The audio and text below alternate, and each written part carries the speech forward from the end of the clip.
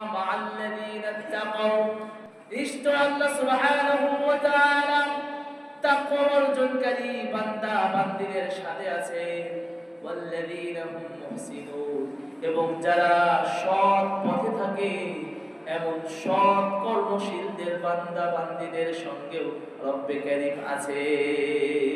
সুবহানাল্লাহ। এক নাম্বার পুরস্কার তাকওয়া। যারা তাকওয়া অর্জন করতে পেরেছে, রমাদানুল কারীমের রোজা যারা রাখতে পেরেছে, রব্বে কারীম তাদের সাথে আছে ইনশাআল্লাহ। দুই নাম্বার ওয়া মান ইয়াত্তাকিল্লাহা ইউকাফির আনহু সাইয়্যাতিহি ওয়া ইউযিম লাহু আজরা। আল্লাহ সুবহানাহু ওয়া তাআলা বলেন ومن يتق الله যারা আল্লাহ সুবহানাহু ওয়া তাআলাকে ভয় করে ইউকাফির আনহু সাইয়্যাতিহি রব্বে কারীম তার দুই নাম্বার পুরস্কার দিবে, তার জীবনের সব গুনাহগুলো রব্বে কারীম ক্ষমা করে দিবে। সুবহানাল্লাহ। ওয়া ইউযিম লাহু আজরা এবং এই তাকওয়া অর্জনকারী বান্দা বান্দীদের যে পুরস্কার রয়েছে এই পুরস্কারের কথা এখানে আল্লাহ বলেন তাদের জন্য বিরাট পুরস্কারের ব্যবস্থা আমি রব করে রেখেছি। সুবহানাল্লাহ। যে বিরাট পুরস্কারটা কি এটা আমরা জানি না। বিরাট পুরস্কার রব্বে কারীম যেটাকে বিরাট বলেছেন সেটার কোনো সীমা লেখা আছে? আমি একজনকে পুরস্কার দিব আমার সামর্থ্য অনুযায়ী, আমার পয়সা অনুযায়ী আমি একজনকে পুরস্কারের ঘোষণা করলাম যে ভাই আমি আপনাকে পুরস্কার দিব। আর আপনাদের এই যে আমাদের এখানে এমপি সাহেব একজনকে পুরস্কার দেওয়ার ঘোষণা দিয়েছেন যে আমি তোমাকে বিরাট পুরস্কার দিব। বলেন তো আমাদের দুইজনের পুরস্কারের যে কি বলে যে পরিমাণ এক হবে কখনো? কথা বলেন। আমি পুরস্কার দিলে আমার সামর্থ্য আছে, আমি যেটাকে বিরাট মনে করি সেটা হয়তো 2000 টাকা হইতে পারে। আর এমপি সাহেব যেটাকে বিরাট পুরস্কারের ঘোষণা দিলেন সেটা 2-5 লক্ষ টাকা হইতে পারে। এখন বলেন একজন সাধারণ মানুষ আর এমপির মধ্যে যদি এত ব্যবধান হয় তাহলে যিনি আহকামুল হাকিমিন গোটা পৃথিবীর বাদশা সেই রব্বে কারীম যাদেরকে বিরাট পুরস্কার দেওয়ার ওয়াদা করেছে সেই রব্বে কারীম তাকওয়া অর্জনকারী বান্দা বান্দীদেরকে কি পুরস্কার দিতে পারেন? সুবহানাল্লাহ পড়েন। সুবহানাল্লাহ। এই পুরস্কারটা কেমন হতে পারে? সুবহানাল্লাহ। দুই নাম্বার পুরস্কার আল্লাহ সুবহানাহু ওয়া তাআলা তাদেরকে বিরাট পুরস্কার দেওয়ার ঘোষণা দিলেন। তিন নাম্বার পুরস্কার আল্লাহ সুবহানাহু ওয়া তাআলা বলেন ওয়াত্তাকুল্লাহ ইন্নাল্লাহা গফুরুর রহিম। ওয়াত্তাকুল্লাহ আল্লাহ সুবহানাহু ওয়া তাআলা বলেন তুমি আল্লাহকে ভয় করো, তোমরা আমি আল্লাহকে ভয় করো। ইন্নাল্লাহা গফুরুর রহিম নিশ্চয় আল্লাহ সুবহানাহু ওয়া তাআলা অতিশয় মেহেরবান ও ক্ষমাশীল। সুবহানাল্লাহ। রব্বে কারীম তোমাকে ক্ষমা করে দিবে তুমি আল্লাহকে ভয় করো। তাহলে রমাদানুল কারীম আমাদেরকে তাকওয়া অর্জনের জন্য এই রমাদানুল কারীম রব্বে কারীম আমাদেরকে তাকওয়া অর্জনের জন্য দিলেন, গুনাহ ক্ষমা করার জন্য দিলেন। আজ শেষ দিনে আমরা রব্বে কারীমের কাছে দোয়া করে আল্লাহ পরিপূর্ণ রমাদানুল কারীমের খায়ের বরকত দিয়ে আপনি আমাদের জীবনের तमाम গুনাহ খাতা ক্ষমা করে দেন। আমিন। চার নাম্বার ওয়া মান ইয়াত্তাকিল্লাহা ইয়াজআল লাহু মিন আমরিহি ইউসরা। রব্বে কারীম বলেন যারা তাকওয়া অর্জন করে ইয়াজআল লাহু মিন আমরিহি ইউসরা আমি আল্লাহ তাদের জন্য তাকওয়া অর্জনকারী বান্দা বান্দীদের জন্য তাদের জীবনের সব কিছুকে আমি রব সহজ করে দিব। সুবহানাল্লাহ। তাকওয়া অর্জন করেন আপনার জন্য সব রব্বে কারীম সহজ করে দিবেন। সব কিছু আপনার কাছে অনেক সোজা মনে হবে। তাকওয়া ছাড়া, রব্বে কারীমের ভয় ছাড়া দুনিয়া ও আখিরাত কোনোটাই কি পাওয়া সম্ভব না। 5 নাম্বার তাকওয়ার পুরস্কার, ইন্না লিল মুত্তাকিনা মাফাজান হাদাইকা ওয়া আনাবা। আল্লাহ সুবহানাহু ওয়া তাআলা বলেন, ইন্না লিল মুত্তাকিনা মাফাজা। আল্লাহ সুবহানাহু ওয়া তাআলা বলেন, নিশ্চয় যারা তাকওয়া অর্জন করেছে, নিশ্চয় যারা তাকওয়া অবলম্বন করে, মাফাজা, দুনিয়ার মানুষদের মধ্যে তারাই হলো সফলকাম, যারা একমাত্র শুধুমাত্র রব্বে কারীমের উপর ভরসা এবং ভয় রাখতে পারে। দুনিয়ার জমিনে তারাই হলো শ্রেষ্ঠ, দুনিয়ার জমিনে তারাই হলো সফলকাম। সুবহানাল্লাহ। দুনিয়ার জমিনে সফলকাম কারা? রব বলতেছে দুনিয়ার জমিনে সবচেয়ে সফলকাম ব্যক্তি তো তারা যারা আমি রবকে ভয় করে। রব্বে কারীমের ভয় যার মধ্যে যত বেশি, দুনিয়ার জমিনে সফলতার দিক থেকে সেই সবচেয়ে বেশি অগ্রগামী হয়ে গিয়েছে। তবে তাকওয়া অর্জন করা। 6 নাম্বার, ইন্না আকরামাকুম ইনদাল্লাহি আতকাকুম। ইন্না আকরামাকুম ইনদাল্লাহ। আল্লাহ সুবহানাহু ওয়া তাআলার নিকট সবচেয়ে অধিক সম্মানিত বান্দা বান্দি হলো তারা তাকওয়াকুম, যারা তাকওয়া অর্জন করেছে। রব্বে কারীমের কাছে সবচেয়ে সম্মানিত ব্যক্তি তারাই। সুবহানাল্লাহ পড়ে। আর আল্লাহর কাছে সম্মানিত হতে হবে। জনসমাজে সম্মানিত হওয়ার মধ্যে কোনো কি নাই? তাকওয়া নাই। আল্লাহর কাছে সম্মানিত হতে হবে।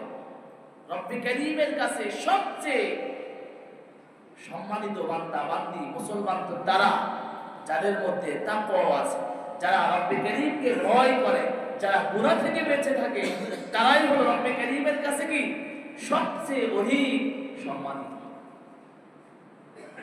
তারা সবচেয়ে বেশি রব্বে কারীমের কাছে সম্মানিত। এইজন্য আমরা তাকওয়া অর্জন করব। 7 নাম্বার, আল্লাহ সুবহানাহু ওয়া তাআলা বলেন, ইন্নাল্লাহা ইউহিব্বুল মুত্তাকিন।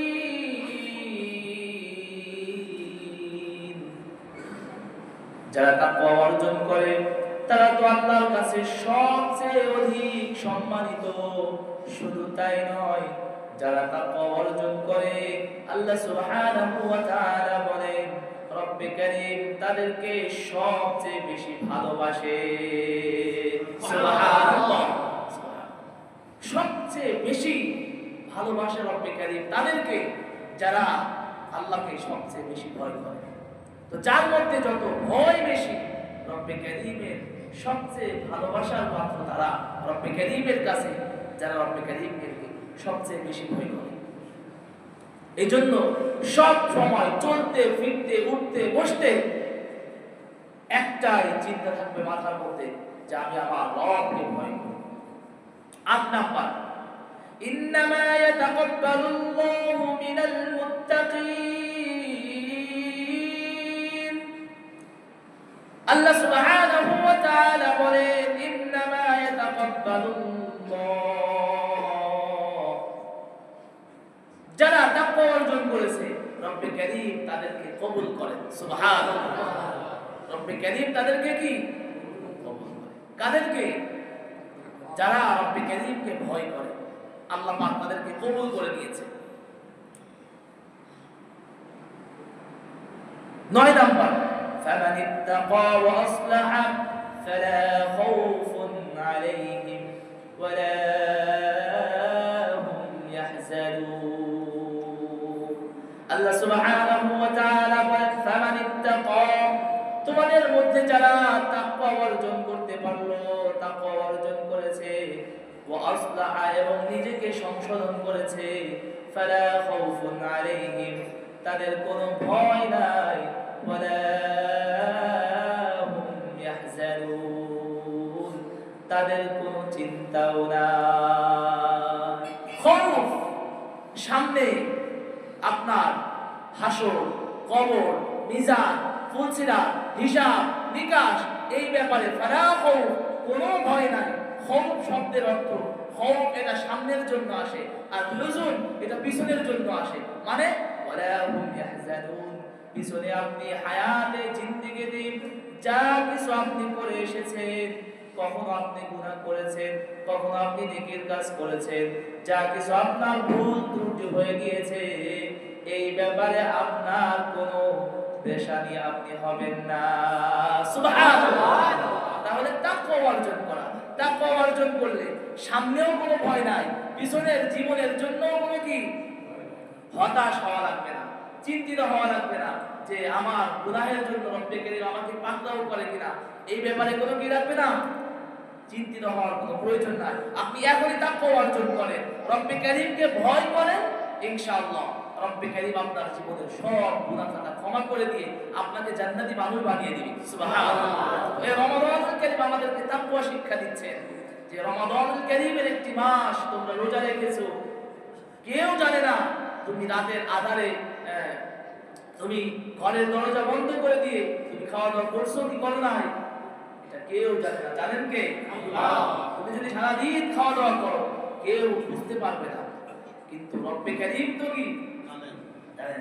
এই জন্য তুমি রব্বে কারীমের ভয়ে ইফতারের সামনে নিয়ে দুই এক টুকরা মুখে দিলে কেউ দেখতে পাবে না, কিন্তু একজনের ভয়ে, এই যে তাকওয়া, রমাদানুল কারীম আমাদেরকে এই তাকওয়া অর্জনের জন্য একটা প্র্যাকটিস আমাদেরকে হয়েছে।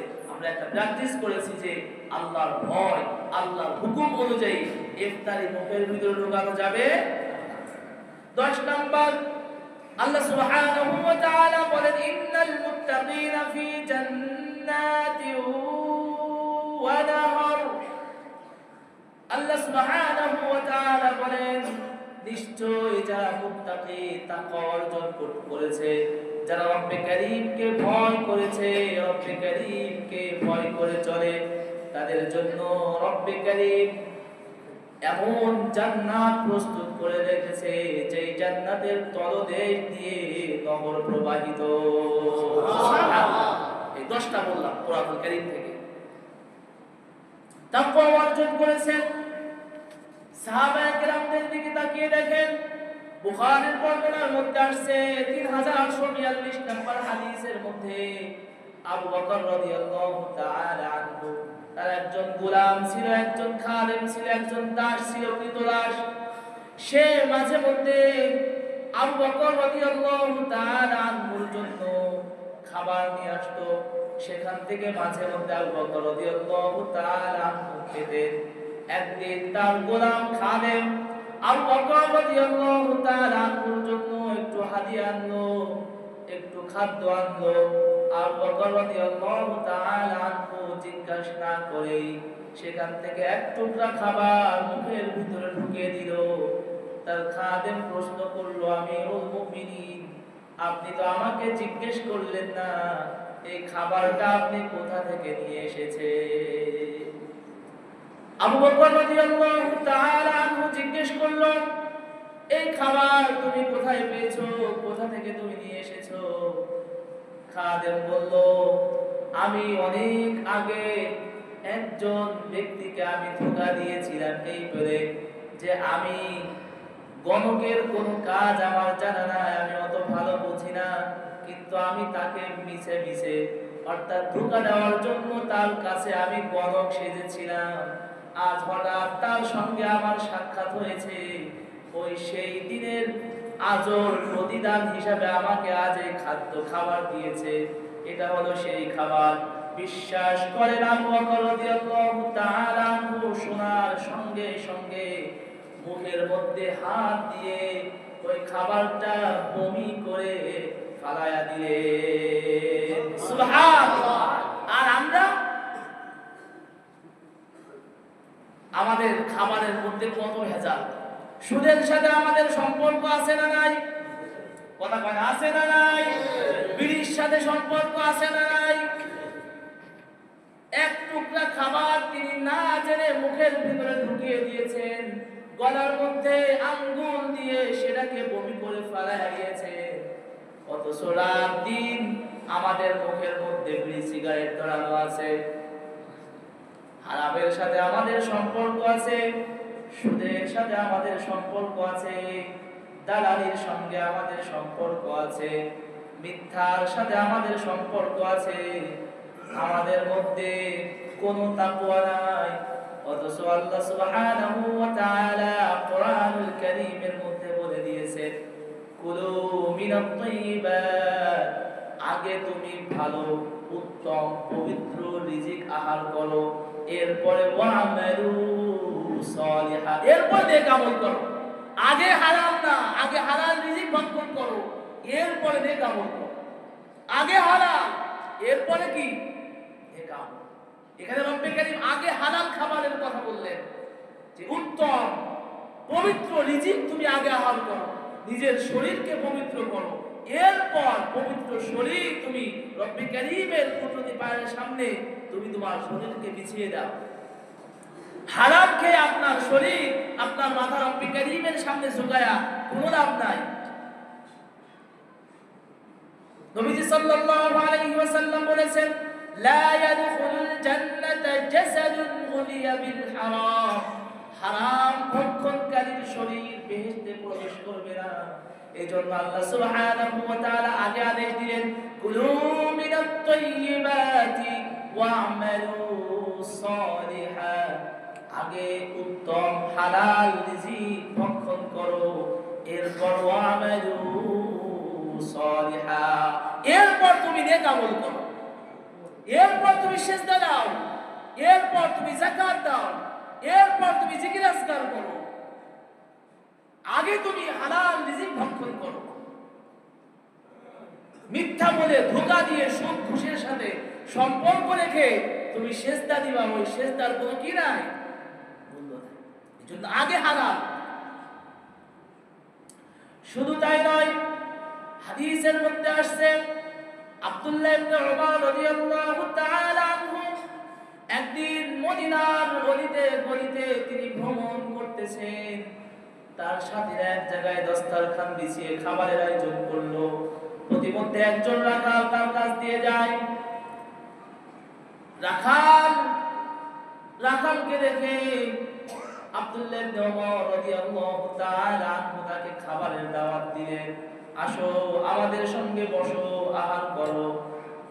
রাখাল বললেন, আমি আজ রোজা আছি, আমি আপনাদের সঙ্গে খারাপিনা করতে পারবো না, খাওয়ানো আমার পক্ষে সম্ভব না, আমি রোজা আছি। আব্দুল্লাহ ইবনে উমর রাদিয়াল্লাহু তাআলা আনহু জিজ্ঞেস করলেন, এই প্রচন্ড গরমের মধ্যে তুমি কি জন্য রোজা রেখেছো? বলে, আগামী দিনের জন্য আমি ইবাদতকে গুছিয়ে দিচ্ছি, কারণ এমন সময় তো আসতে পারে যখন আমি ইবাদত বন্দেগী করতে পারবো না, এই জন্য তার ঘাটতি আমি পূরণ করতেছি। আব্দুল্লাহ ইবনে উমর রাদিয়াল্লাহু তাআলা আনহু তাকে পরীক্ষা করার জন্য, তার ঈমান তার তাকওয়া পরীক্ষার জন্য তাকে জিজ্ঞেস করলেন যে, তোমার কাছে যে বকরিগুলো আছে, নগদ অর্থের বিনিময়ে আমাদের কাছে একটা বকরি তুমি বিক্রয় করো, এখান থেকে তোমাকে আমরা মাংস দিব, সেটা দিয়ে তুমি ইফতার করো। রাখাল বলে, না, এই বকরির মালিক তো আমি না, এই বকরির মালিক হলো আমার একজন মনিব আছে, সেই মনিব। আব্দুল্লাহ ইবনে উমর রাদিয়াল্লাহু তাআলা আনহু তাকে বললেন, মনিব তো এখানে দেখবে না, তুমি বলবে যে পাহাড় থেকে পড়ে অথবা পাহাড়ের বিভিন্ন বন জঙ্গলে হারিয়ে গিয়েছে। রাখাল সেখান থেকে উঠে দূরে যে আঙ্গুল আসমানের দিকে উঠে বলল যে, আমার মনিব দেখে নাকি, তার কি হয়েছে? আমার রব একজন, তিনি কি দেখে না? তিনি আঙ্গুল উঁচু করে বলতেছেন, আমার রব কোথায়, আমার রব কোথায়, আমার রব কোথায়, আমার রব যে একজন আছে। এরপর থেকেই আব্দুল্লাহ ইবনে উমর রাদিয়াল্লাহু তাআলা ওই দিন বারবার এই শব্দ উচ্চারণ করতেছিলেন আর বলতেছিলেন যে, আমার রব কোথায়, আমার রব কোথায়। তিনি মদিনায় ফিরে যেয়ে সেই মালিকের কাছ থেকে বকরি সহ সেই রাখালকে ক্রয় করে নিয়ে আজাদ করে দিলেন। পড়েন না সুবহানাল্লাহ। তাকওয়া, আল্লাহকে ভয় করেছে। তো রমাদানুল কারীম আমাদেরকে এই তাকওয়া শিক্ষা দিলেন।